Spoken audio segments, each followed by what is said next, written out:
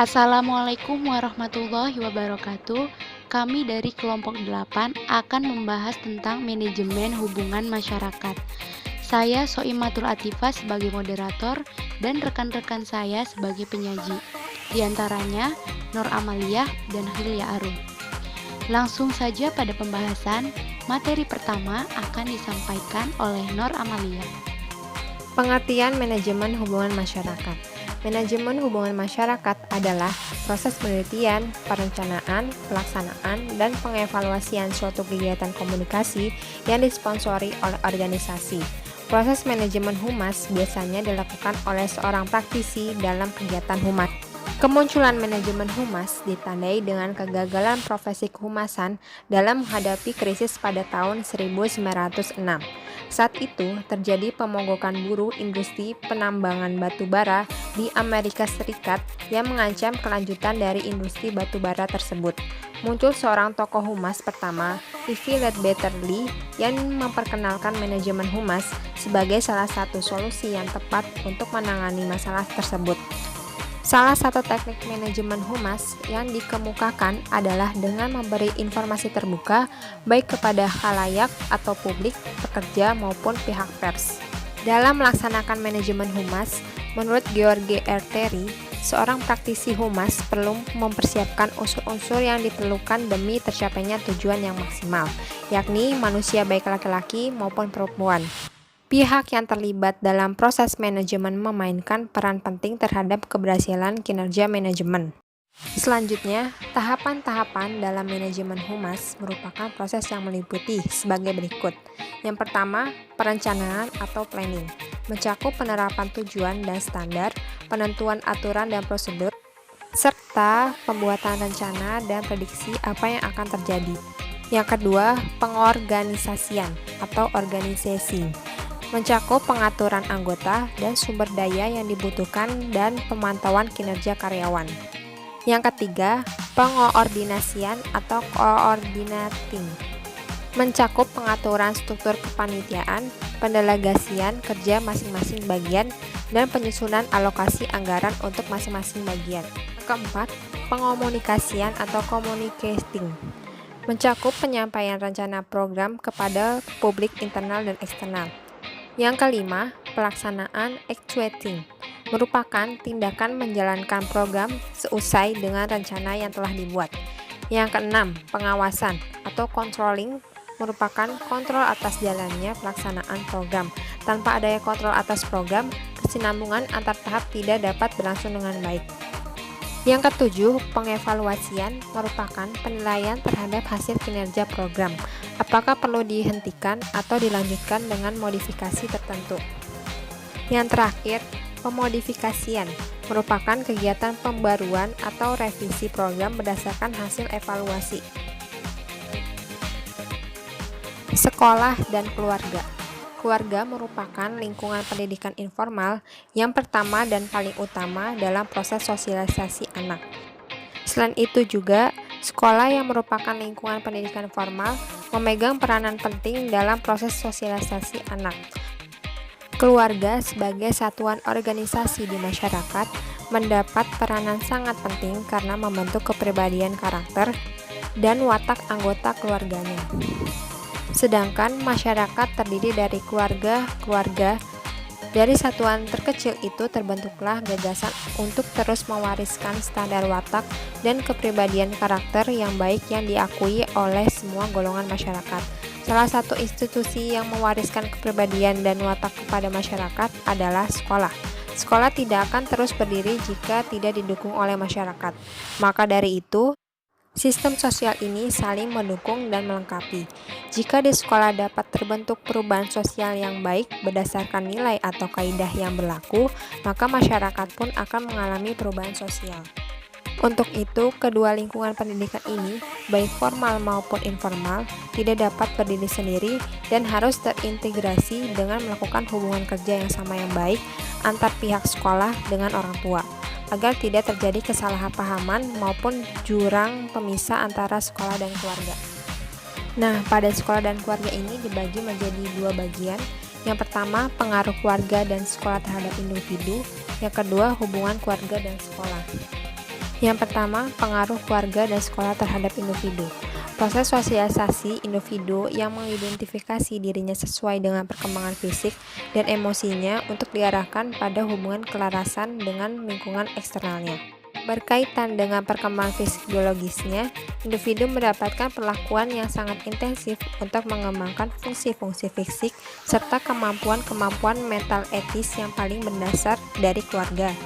Wujud dari pengaruh timbal balik antara sekolah dan keluarga dalam suatu masyarakat terdapat individu yang dapat diilustrasikan sebagai berikut. Yang pertama, anak sebagai individu. Yang kedua, anak sebagai murid sekolah. Yang ketiga, anak sebagai anggota keluarga.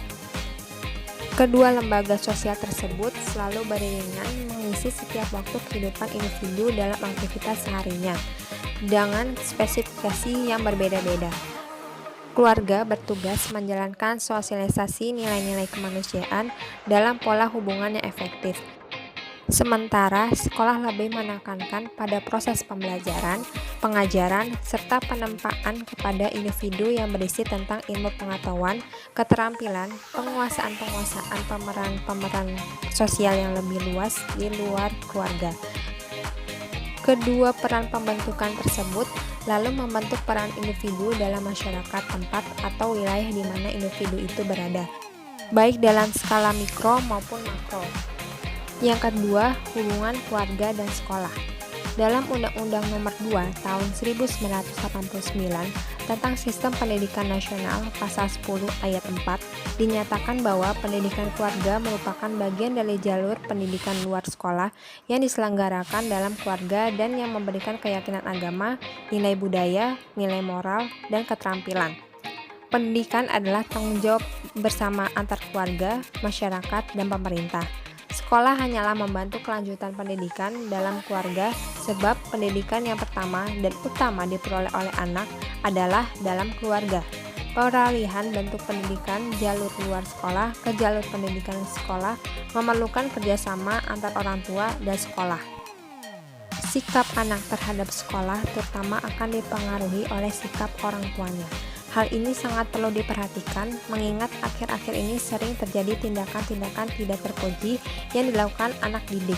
Sementara orang tua seolah-olah tidak mau tahu, bahkan cenderung menampakkan kesalahan kepada sekolah. Orang tua harus memperhatikan sekolah anaknya, yaitu dengan memperhatikan pengalaman-pengalamannya dan menghargai segala usahanya. Begitu juga orang tua harus menunjukkan kerjasamanya dalam mengarahkan cara anak belajar di rumah, memotivasi, dan membimbing anak dalam belajar. Dengan dasar kesamaan tanggung jawab dan kesamaan tujuannya, maka usaha kerjasama antar pihak keluarga dan lingkungan sekolah bertujuan untuk yang pertama, saling membantu dan saling mengisi. Dalam hal ini, sekolah dapat memberikan informasi kepada orang tua mengenai perkembangan ketakwaan kepada Tuhan Yang Maha Esa, perkembangan kecerdasan dan keterampilan, perkembangan budi pekerti, tingkah laku, pergaulannya, serta kelemahan-kelebihan siswa. Yang kedua, bantuan keuangan dan barang-barang, misalnya uang transport, alat pelajaran, buku tulis, buku pelajaran, dan sebagainya. Yang ketiga, untuk mencegah perbuatan-perbuatan yang kurang baik, misalnya tidak memutar film pada waktu pelajaran berlangsung, dan lain sebagainya. Usaha kerjasama antara sekolah dan orang tua siswa dapat dilakukan dengan bentuk-bentuk seperti berikut. Yang pertama, melalui organisasi BP3, Badan Pembantu Penyelenggara Pendidikan, atau sekarang lebih kenal disebut dengan Komite Sekolah. Yang kedua, melalui pertemuan, misalnya dengan penyerahan siswa baru, wisuda, penyerahan rapor, dan pertemuan lainnya yang membicarakan perkembangan sekolah. Yang ketiga, melalui ceramah ilmiah, bazar, malam tutup tahun, dan sebagainya. Manajemen kerjasama sekolah dengan masyarakat. Masyarakat sangat berperan penting dalam pengembangan pendidikan seorang siswa yang sinergis dengan program pendidikan di sekolah dan keluarga. Oleh karena itu, hendaknya masyarakat ikut berpartisipasi dalam pendidikan siswa baik secara langsung maupun tidak langsung, terutama dalam mendukung pendidikan di sekolah. Antara lingkungan sekolah, keluarga, dan masyarakat memiliki keterkaitan yang sangat kuat. karena masyarakat merupakan pembantu pada proses pematangan individu sebagai anggota kelompok dalam suatu masyarakat. Tujuannya kerjasama sekolah dan masyarakat. Secara garis besar, tujuan kerjasama sekolah dengan masyarakat yaitu 1. Mengembangkan pembinaan pengertian masyarakat tentang semua aspek bidang pelaksanaan dari kegiatan program pendidikan di sekolah. Yang kedua, menampung harapan-harapan apa mengenai tujuan pendidikan di setiap jenis dan tingkat sekolah.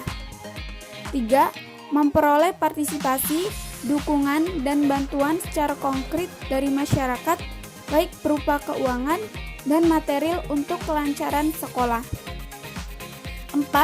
Menimbulkan dan membangkitkan rasa tanggung jawab yang lebih besar pada masyarakat, baik mengenai kuantitas maupun kualitas. 5. Kerjasama bertujuan untuk mengikutsertakan masyarakat secara aktif dalam usaha memecahkan masalah maupun permasalahan pendidikan. Fungsi sekolah dalam masyarakat. Fungsi sekolah dalam masyarakat yang perlu kita ketahui yaitu sekolah sebagai lembaga pembaharu yang mengintroduksi berbagai perubahan dan pembaharuan dalam pengetahuan, cara berpikir, pola hidup, kebiasaan, dan tata cara pergaulan, dan sebagainya. 2. Sekolah sebagai lembaga seleksi yang memilih atau membeda-bedakan anggota masyarakat menurut kemampuan dan potensinya, serta memberikan pembinaan sesuai dengan kemampuan itu agar setiap anggota masyarakat dapat dikembangkan dan dimanfaatkan potensinya semaksimal dan seefektif mungkin.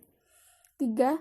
Sekolah sebagai lembaga pengembangan yang membantu meningkatkan taraf sosial warga negara, dengan demikian mengurangi atau menghilangkan perbedaan kelas dalam masyarakat. 4. Sekolah sebagai lembaga asimilasi yang berusaha mengurangi atau menghilangkan perbedaan-perbedaan atas dasar tradisi, adat, dan budaya, sehingga terdapat usaha penyesuaian diri yang lebih besar dalam rangka persatuan dan kesatuan bangsa. 5.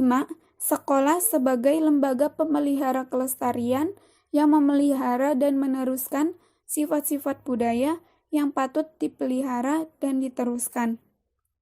6. Sekolah sebagai lembaga peningkatan taraf sosial yang hendaknya sekolah menjadi perantara sebagai peningkat sosial bagi masyarakat peserta didik itu sendiri, sehingga kecenderungan peserta didik untuk berperilaku yang menyimpang. Arti dan fungsi hubungan sekolah dengan masyarakat. Fungsi hubungan sekolah dengan masyarakat yaitu 1. Mengembangkan pengertian masyarakat tentang semua aspek pelaksanaan program pendidikan di sekolah. 2. Untuk dapat menetapkan bagaimana harapan masyarakat terhadap sekolah dan apa harapan-harapannya mengenai tujuan pendidikan di sekolah. 3. Untuk memperoleh bantuan secukupnya dari masyarakat kepada sekolah, baik finansial, material, maupun moral. 4. Menimbulkan rasa tanggung jawab yang lebih besar pada masyarakat terhadap kualitas pendidikan yang dapat diberikan oleh sekolah. 5. Untuk merealisasikan perubahan-perubahan yang diperlukan untuk memperoleh fasilitas dalam realisasi perubahan-perubahan itu. 6. Mengikutsertakan masyarakat secara kooperatif dalam usaha-usaha memecahkan persoalan-persoalan pendidikan. 7. Meningkatkan semangat kerjasama antara sekolah dan masyarakat dan meningkatkan partisipasi kepemimpinan untuk meningkatkan kehidupan dalam masyarakat. Masyarakat sekolah dalam komite sekolah. Menurut Permendikbud nomor 75 tahun 2016 tentang komite sekolah menjelaskan bahwa komite sekolah adalah lembaga mandiri yang beranggotakan orang tua atau wali peserta didik, komunitas sekolah, serta tokoh masyarakat yang peduli dengan pendidikan. Anggota komite sekolah terdiri dari orang tua atau wali siswa yang masih aktif pada sekolah yang bersangkutan paling banyak 50%. Tokoh masyarakat paling banyak 30%. Tokoh masyarakat ini harus memiliki pekerjaan dan perilaku hidup yang dapat menjadi panutan bagi masyarakat setempat. Dan anggota atau pengurus organisasi atau kelompok masyarakat peduli dengan pendidikan. Tidak termasuk anggota atau pengurus organisasi profesi pendidik dan pengurus partai politik. Pakar pendidikan paling banyak 30%. Pakar pendidikan ini yaitu pensiunan tenaga pendidik dan orang yang memiliki pengalaman di bidang pendidikan. Persentase menjadi batas maksimal sampai dengan jumlah anggota memenuhi 100% yang disesuaikan dengan kondisi daerah masing-masing. Anggota komite sekolah berjumlah paling sedikit 5 orang dan paling banyak 15 orang.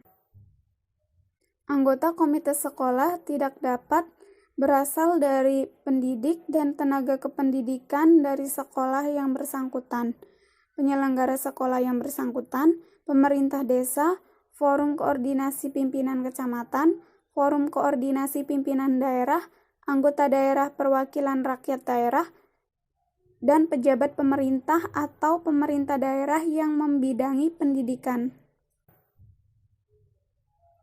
Anggota komite sekolah dipilih secara akuntabel dan demokratis melalui rapat orang tua atau wali siswa. Susunan kepengurusan komite sekolah terdiri atas ketua, sekretaris, dan bendahara yang dipilih oleh anggota secara musyawarah dan melalui pemungutan suara. Pengurus komite sekolah ditetapkan oleh kepala sekolah. Masa jabatan keanggotaan komite sekolah paling lama 3 tahun dan dapat dipilih kembali untuk 1 tahun kali masa jabatan. Keanggotaan komite sekolah berakhir jika mengundurkan diri, meninggal dunia, tidak dapat melaksanakan tugas karena berhalangan tetap, dan dijatuhi pidana karena melakukan tindak pidana kejahatan berdasarkan putusan pengadilan yang telah memperoleh kekuatan hukum tetap. Komite sekolah melaksanakan fungsi dan tugas melalui koordinasi dan konsultasi dengan Dewan Pendidikan Provinsi atau Dewan Pendidikan Kabupaten atau Kota, Dinas Pendidikan Provinsi atau Kabupaten atau Kota, dan pemangku kepentingan lainnya. Tujuan dibentuknya komite sekolah. Duhaus 1999 memandang komite sekolah turut serta terlibat dalam berbagai kebijakan pendidikan di sekolah dan perencanaan strategi sekolah, sehingga komite sekolah memahami pentingnya kontribusi mereka dalam pendapatan keuangan bagi sekolah, sehingga komite sekolah hendak memperoleh pelaporan kegiatan sekolah yang akuntabel atau dapat dipertanggungjawabkan, sehingga manajemen sekolah dapat diketahui oleh publik, sekalipun komite sekolah tidak berada dalam struktur birokrasi sekolah. Berikut tujuan dibentuknya komite sekolah. Yang pertama, untuk mewadahi dan meningkatkan partisipasi para stakeholders pendidikan pada tingkat satuan pendidikan sekolah, untuk turut serta merumuskan, menetapkan, melaksanaan, dan monitoring pelaksanaan kebijakan sekolah dan pertanggungjawaban yang berfokus pada kualitas pelayanan pendidikan secara proporsional dan terbuka. Yang kedua, mewadahi para stakeholders dalam manajemen sekolah sesuai dengan peran dan fungsinya. Peran dan fungsi yang dimaksud berkenaan dengan perencanaan, pelaksanaan, dan evaluasi program sekolah secara proporsional. Yang ketiga, mewadahi partisipasi baik individu maupun kelompok sukarela pemerhati atau pakar pendidikan yang peduli pada kualitas pendidikan secara proporsional selaras dengan kebutuhan sekolah. Dan yang keempat, menjembatani dan turut serta memasyarakatkan kebijakan sekolah kepada pihak-pihak yang terkait dan berwenang di tingkat daerah. Tugas dan fungsi komite sekolah. Yang pertama, bersama-sama sekolah membuat rumusan dan penetapan tentang visi dan misi sekolah, standar pelayanan pendidikan di sekolah, dan menyusun rencana anggaran penerimaan dan belanja sekolah atau RAPBS dalam mengembangkan potensi ke arah prestasi unggulan, baik yang bersifat akademis maupun non-akademis. Yang kedua, membahas dan turut menetapkan pemberian tambahan kesejahteraan berupa uang honorarium. Uang honorarium ini diperoleh dari masyarakat kepada kepala sekolah, guru, dan tenaga administrasi lainnya. Yang ketiga, menghimpun dan menggali sumber dana dari masyarakat untuk meningkatkan kualitas pelayanan. Yang keempat, mengelola kontribusi masyarakat baik yang berupa uang maupun lainnya untuk dipergunakan bagi kepentingan sekolah. Yang kelima, mengevaluasi program sekolah secara proporsional sesuai kesepakatan dengan pihak sekolah. Program yang dimaksud yang meliputi pengawasan, penggunaan sarana dan prasarana sekolah, pengawasan keuangan sekolah secara berkala dan berkesinambungan. Yang keenam, mengidentifikasi berbagai permasalahan dan memecahkannya bersama pihak sekolah. Yang ketujuh, memberikan respon terhadap kurikulum yang dikembangkan secara standar nasional maupun lokal. Yang kedelapan, memberikan motivasi penghargaan kepada tenaga pendidikan atau seseorang yang berjasa kepada sekolah. Yang kesembilan, memberikan otonomi profesional kepada guru mata pelajaran dalam melaksanakan tugas kependidikan sesuai dengan kaidah dan kompetensi guru. Yang kesepuluh, membangun jaringan kerjasama dengan pihak luar sekolah dengan tujuan untuk meningkatkan pelayanan proses dan hasil pendidikan. Yang kesebelas, memantau kualitas proses pelayanan pendidikan di sekolah. Yang ke-12, mengkaji laporan pertanggungjawaban pelaksanaan program yang dikonsultasikan oleh kepala sekolah. Dan yang terakhir, menyampaikan usul atau rekomendasi kepada pemerintah daerah untuk meningkatkan kualitas pelayanan pendidikan sesuai dengan kebutuhan sekolah. Bentuk kerjasama sekolah dan masyarakat. Ada dua bentuk kerjasama sekolah dan masyarakat. Yang pertama, bentuk langsung. Bentuk langsung ini bisa berupa pertemuan formal atau rapat antara guru, pertemuan dengan orang tua atau wali murid, pertemuan sekolah dengan masyarakat atau instansi terkait lainnya, seperti untuk melakukan ceramah, diskusi, atau seminar mengenai masalah pendidikan dan kebudayaan dengan mengundang unsur-unsur atau wakil-wakil lapisan masyarakat. Kemudian, rekrutmen pegawai yang diambil dari masyarakat terutama dari sekitar sekolah sehingga mereka merasa terwakili dan mau bekerja sama dengan sekolah. Dan yang kedua, bentuk tidak langsung. Bentuk tidak langsung ini bisa berupa publikasi tanpa kata. Artinya, sekolah tidak perlu banyak bicara, tetapi lebih menekankan pemberian contoh yang patut ditiru bagi masyarakat sekitarnya. Misalnya dalam hal kebersihan lingkungan, penghijauan, dan disiplin. Dengan demikian, akan disegani dan dihargai oleh masyarakat. Kemudian berikutnya adalah publikasi. Publikasi merupakan salah satu usaha yang penting dalam pendidikan, khususnya dalam usaha mempererat kerjasama sekolah dan masyarakat. Publikasi dapat menggunakan media seperti surat kabar, majalah sekolah, radio atau televisi, pengumuman, dan konferensi pers. Kemudian selanjutnya adalah pameran sekolah dari karya siswa. Hal ini dapat dilakukan umpamanya pada waktu ulang tahun sekolah atau acara tutup tahun dengan mengundang orang tua serta tokoh-tokoh daerah. Dan yang terakhir, aktivitas siswa. Misalnya dalam bidang olahraga, kesenian, usaha sosial yang memungkinkan sekolah dapat menarik perhatian masyarakat terhadap kegiatan siswa. Ada beberapa teknik yang dapat ditetapkan lembaga pendidikan dalam komunikasinya dengan masyarakat, yaitu yang pertama, teknik tertulis. Komunikasi antara sekolah dan masyarakat dapat dilakukan secara tertulis. Cara tertulis yang dapat digunakan meliputi buku kecil pada permulaan tahun ajaran. Buku kecil pada permulaan tahun ajaran baru ini isinya dijelaskan tentang tata tertib, syarat-syarat masuk, hari-hari libur, hari-hari efektif. Kemudian, buku kecil ini dibagikan kepada orang tua murid. Hal ini biasanya dilaksanakan di taman kanak-kanak atau jenjang pendidikan lainnya. Yang kedua, pamflet. Pamflet merupakan selebaran yang biasanya berisi tentang sejarah lembaga pendidikan tersebut, staf pengajar, fasilitas yang tersedia, dan kegiatan belajar. Pamflet ini selain dibagikan ke wali murid, juga bisa disebarkan ke masyarakat umum. Selain untuk menumbuhkan pengertian masyarakat, juga sekaligus untuk promosi lembaga. Kemudian selanjutnya, berita kegiatan murid. Berita ini dapat dibuat sederhana mungkin pada selebaran kertas yang berisi informasi singkat tentang kegiatan-kegiatan yang dilakukan di sekolah. Dengan membacanya, orang tua murid mengetahui apa yang terjadi di lembaga pendidikan tersebut, khususnya kegiatan yang dilakukan oleh murid. Yang selanjutnya, catatan berita gembira. Teknik ini sebenarnya mirip dengan berita kegiatan murid.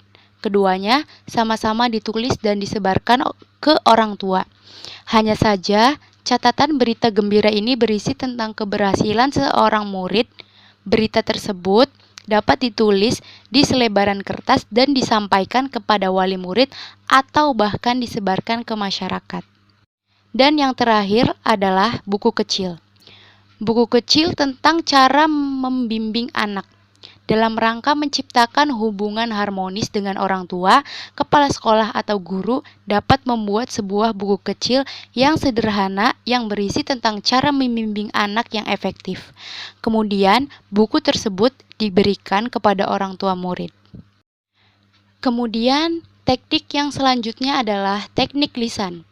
Komunikasi sekolah dengan masyarakat dapat juga dilakukan dengan cara lisan, yaitu yang pertama, kunjungan rumah. Dalam rangka mengadakan hubungan dengan masyarakat, pihak sekolah dapat mengadakan kunjungan ke rumah wali murid, warga, ataupun tokoh masyarakat. Melalui kunjungan rumah ini, guru akan mengetahui masalah anak didiknya di rumah. Apabila setiap anak diketahui problemnya secara totalitas, maka program pendidikan akan lebih mudah direncanakan untuk disesuaikan dengan minatnya. Hal ini akan memperlancar mencapai tujuan program pendidikan sekolah tersebut. Yang kedua, panggilan orang tua. Selain mengadakan kunjungan ke rumah, pihak sekolah sekali juga memanggil orang tua murid datang ke sekolah. Setelah datang, mereka diberi penjelasan tentang perkembangan pendidikan di lembaga tersebut. Mereka juga diberi penjelasan khusus tentang perkembangan pendidikan anaknya. Yang ketiga, pertemuan. Dengan teknik ini, berarti sekolah menggunakan masyarakat dalam acara pertemuan khusus yang membicarakan masalah atau hambatan yang dihadapi sekolah. Pertemuan ini sebaiknya diadakan pada waktu tertentu dan dapat dihadiri oleh semua pihak yang diundang. Sebelum pertemuan dimulai, acaranya disusun terlebih dahulu. Oleh karena itu, dalam setiap akan mengadakan pertemuan, sebaiknya dibentuk panitia penyelenggara. Kemudian teknik yang selanjutnya adalah teknik peragaan. Hubungan sekolah dengan masyarakat dapat dilakukan dengan cara mengundang masyarakat melihat peragaan yang diselenggarakan di sekolah. Peragaan yang diselenggarakan bisa berupa pameran atau keberhasilan murid. Contoh misalnya di TK, menampilkan anak-anak bernyanyi, membaca puisi, atau bakat bermain drama. Pada kesempatan itu, kepala sekolah atau guru dapat menyampaikan program-program peningkatan mutu pendidikan dan juga masalah atau hambatan yang dihadapi dalam merealisasikan program-program itu. Dan teknik yang terakhir, teknik elektronik. Seiring dengan perkembangan teknologi elektronik, maka dalam mengakrabkan sekolah dengan orang tua murid dan masyarakat, pihak sekolah dapat menggunakan sarana elektronik, misalkan dengan telepon, televisi, ataupun radio, sekaligus sebagai sarana untuk promosi pendidikan. Perkembangan terakhir adalah dengan adanya internet, pihak sekolah dapat membuat web page-nya sendiri, kelompok jaringan sosial seperti Facebook, Twitter, dan lain-lain sebagainya. Sehingga dapat terjadi interaksi yang benar-benar hidup antara pihak sekolah, orang tua, dan masyarakat pada umumnya. Sekian yang dapat kami sampaikan. Kekurangannya mohon dimaafkan. Semoga videonya bermanfaat. Wassalamualaikum warahmatullahi wabarakatuh.